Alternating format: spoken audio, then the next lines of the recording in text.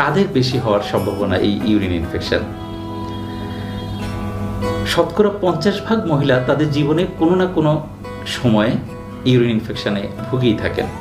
এটি মহিলাদের মধ্যে কমন, এবং পুরুষদের মধ্যে সাধারণত 1 বছরের নিচে ছেলে বাচ্চা এবং যাদের 60 বছরের ঊর্ধ্বে তাদেরও ইউরিন ইনফেকশন হতে পারে।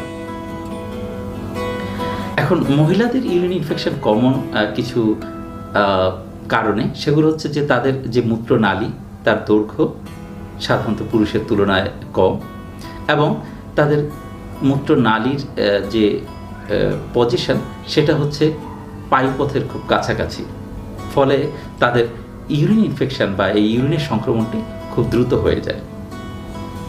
এছাড়া কখনো কখনো স্বামী স্ত্রী মেলামেশা করার পরে এবং আগে যদি সঠিকভাবে হাইজিন মেনটেন না করা হয়, সেক্ষেত্রে ইউরিন ইনফেকশন হতে পারে।